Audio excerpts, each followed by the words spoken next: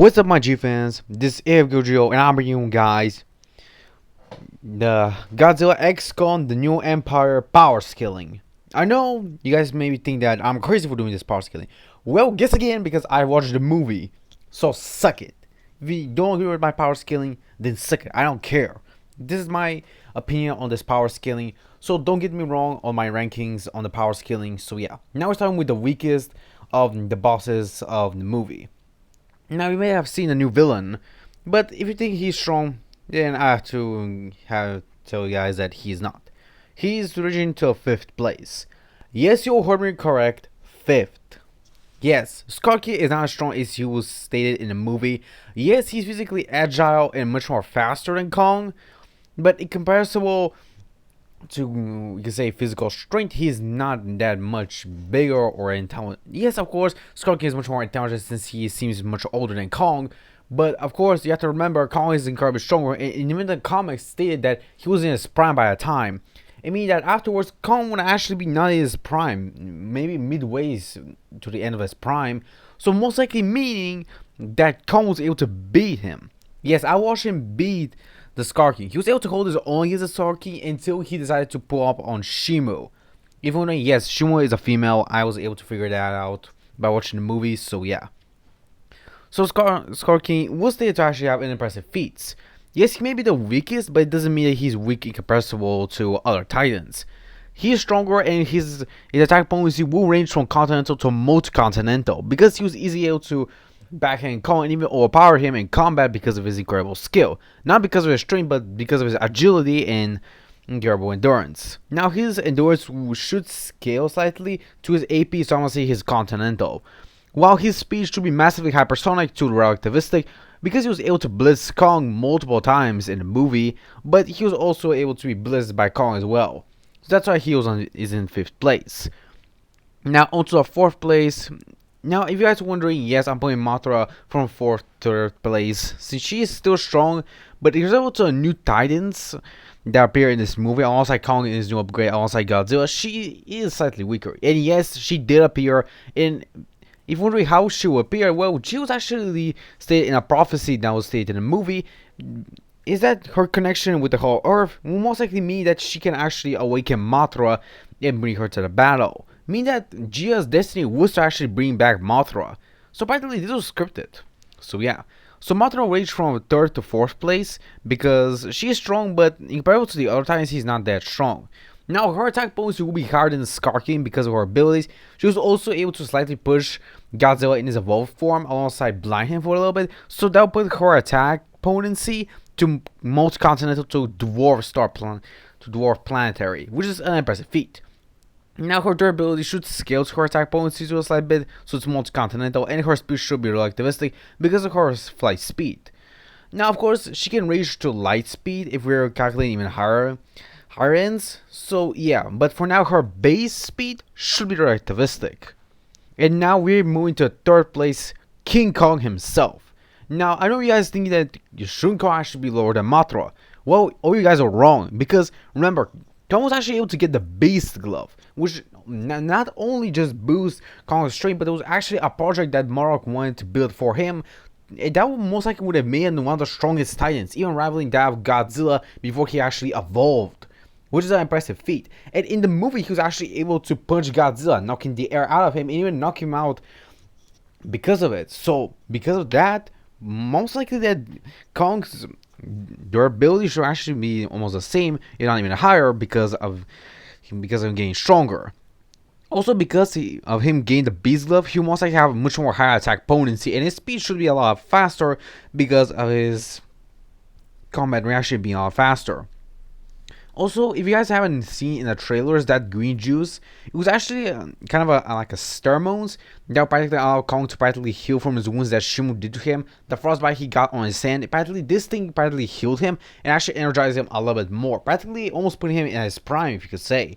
But this King Kong's normal attack potency should range from planetary to large planetary, and the higher end, because of knocking Godzilla out, should range from star to solar system level of power. It's possible but it's slightly unlikely, but it most likely should range to that level, while his durability should scale to multi-continental to planetary because he was able to actually be pushed back by Godzilla and immediately stand up afterwards. So that put Kong a lot higher than he would have been in original. He's actually strong when he was against in GxK, so most likely this in this timeline, King Kong is actually a lot stronger. Also, you guys are wondering, yes, he did lost his axe because of an incident. Because Shimo practically frost his hand, most likely would have meant him that he could not use his hand and he had to escape. And because of Suko, the little Kong you see in the movie, he was able to help him escape just in the nick of time. That's why he was not able to achieve the axe and Scar King had it in the movie. Now for Kong's speed, he was able to blitz multiple times as Scar King, so his speed should be relativistic similar to Scar King, but it could possibly be light speed because he was able to dodge Godzilla's atomic breath multiple times in the movie, which would most likely put this to a higher end of his speed. Now on the second and the strongest titans would be Shimo. Yes, I know, I know you guys are wondering, why is she actually in second place, not in first place? Well, Shimo was stated to be one of the first titans and to be the mother of all titans. Of course, the new generation of titans should surpass her power because she's getting older. Of course, that don't mean that she's past her prime, nor is she weak by any means. But you have to remember, the more the titans evolve, the stronger they become. Also, there's other titans that also evolved in the movie, like Skyla. She actually becomes more like a crab variation of herself, and Godzilla was able to beat her in base. And that just proves my point of how strong the Titans are becoming by the time. Now, Shimo is not something to be slacked off. She was able to beat Kong, meaning her attack potency should reach higher than Kong, being planetary to large planetary because of her. And also because of her presence, she practically was able to freeze almost anything, even one of the hardest things on Earth, so yeah.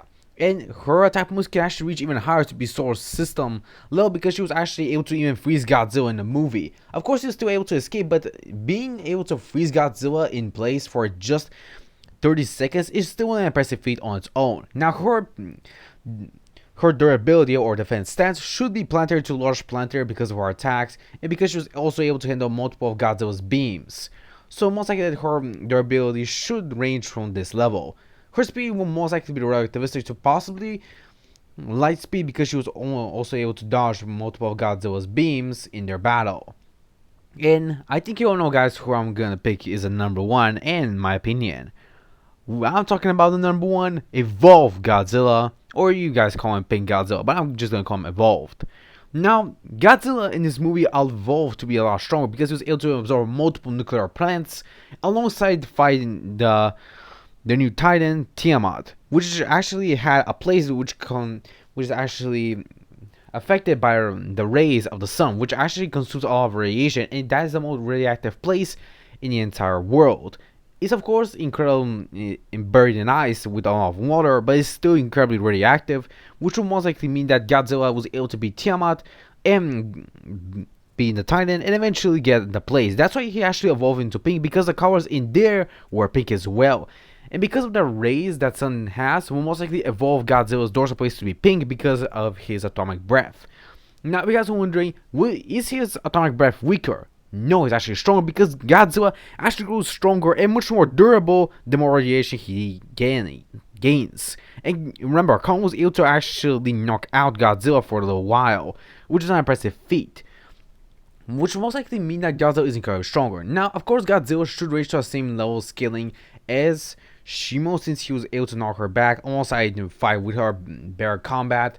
So Godzilla's attack points should range from planetary to large planetary, and at the high end because of his atomic breath being incredibly strong and harder than the original one, because the more he grows in radiation, the more stronger he becomes. So most likely means that his pink atomic breath should be stronger than even his blue atomic breath, and maybe if he had his burning mode, he most likely be stronger than that. At the high end, he should range to galaxy to multi-galaxy level. And remember, that's actually a statement, and remember, Godzilla stated to be at his strongest in that form. And almost all the characters, it dare say that Godzilla may have evolved to be even stronger than ever before. Meaning that he will most likely be stronger than he was amped, and even when he actually had his thermal mode, the original thermal mode. So yeah. And his durability should actually be increased because of it. So Godzilla should have War Star to galaxy level, while his speed should be light speed to faster than light speed, because remember, he was also able to dodge Shimo's ice breath, or I don't know what to call it. I'm just gonna call it ice breath. But this ice breath was able to move at light speed as well, just like Godzilla's atomic breath. And because of that, Godzilla was able to dodge it multiple times and tank it a lot. And remember, Godzilla was unfazed by that. Yes, of course it did freeze him, but Godzilla was unfazed to use his radiation to practically melt and destroy the ice. Meaning that Godzilla should upscale Shimo by default because of his durability being higher and his attack bonus being even higher than that. So yeah, Godzilla, even after getting evolved and being the first Titan alongside being even stronger than before, is still reigning supreme as the king of the monsters. So yeah.